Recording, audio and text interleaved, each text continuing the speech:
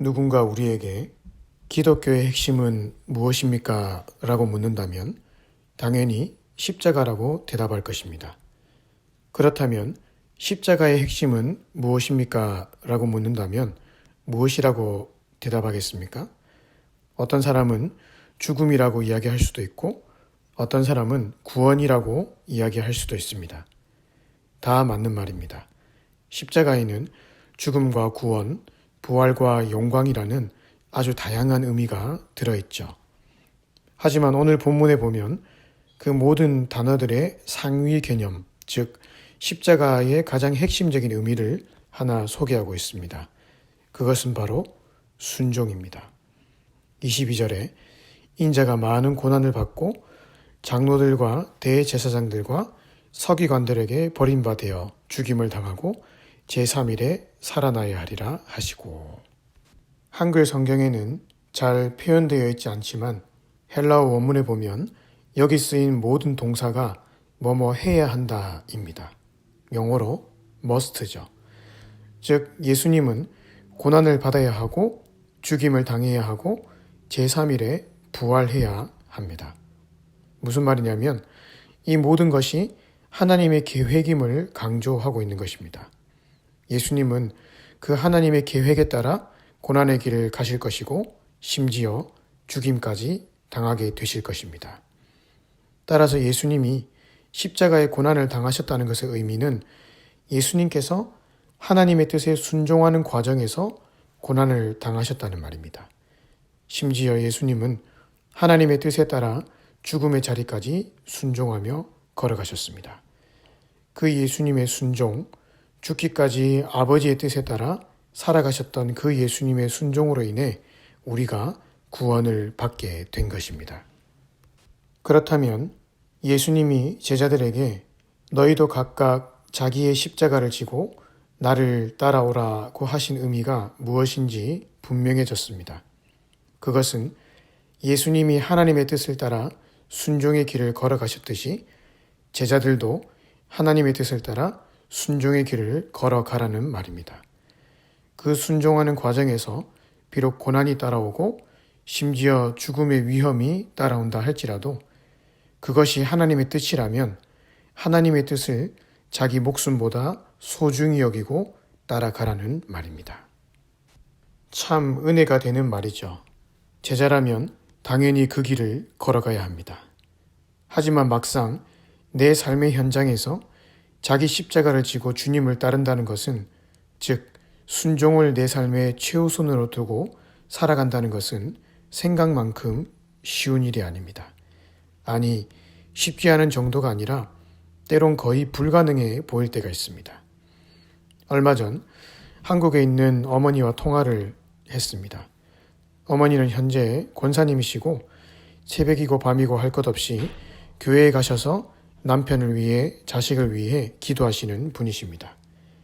그런데 얼마 전에 어머니를 좀 힘들게 하는 어떤 한 사람에 대한 감정을 저에게 솔직하게 털어놓으셨습니다. 어머니의 표현에 그대로 따르자면 그 사람의 머리끄댕이를 잡고 흔들고 싶었다 였습니다. 너무 놀랬습니다. 밤낮 기도하시는 권사님, 사람들에게 존경받는 권사님이 저런 생각을 했다니. 물론 자식이니까 솔직한 마음을 이야기하신 것이고 또 그런 생각이 든 후에 그 사람을 용서했다고도 말씀하셨습니다. 하지만 적어도 억울한 일을 당할 때는 권사님이든 목사님이든 직분과 관계없이 그런 악한 마음이 올라오기 마련입니다. 이런 연약한 죄성이 우리 안에 있기 때문에 자기를 부인하고 자기 십자가를 지고 주님을 따른다는 것이 너무 힘든 것입니다. 그래서 어떤 분은 저에게 이런 성경 구절이 나오면 대충 읽고 빨리 지나간다고 이야기했습니다. 그만큼 하나님의 뜻에 순종하며 나 자신을 내려놓는다는 것이 힘든 일입니다. 사실 주님도 우리의 그런 연약함을 잘 아십니다. 시편 103편 14절에 이는 저가 우리의 체질을 아시며 우리가 진토임을 기억하심이로다 라고 말하고 있지 않습니까? 그럼에도 불구하고 오늘 자기 십자가를 지고 가라고 말씀하시는 이유는 그것이 결국 제자로서 이 땅을 살아가는 유일한 길이기 때문입니다. 그리고 그것은 우리가 결코 이룰 수 없는 실현 불가능한 명령이 아니기 때문입니다. 왜냐하면 성령께서 내 안에 계시기 때문입니다.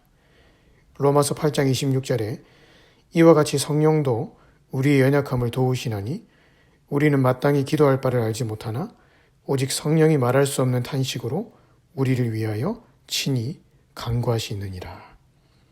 사실 나 자신만 쳐다보면 자기 십자가를 지고 가는 길은 거의 불가능으로 느껴집니다.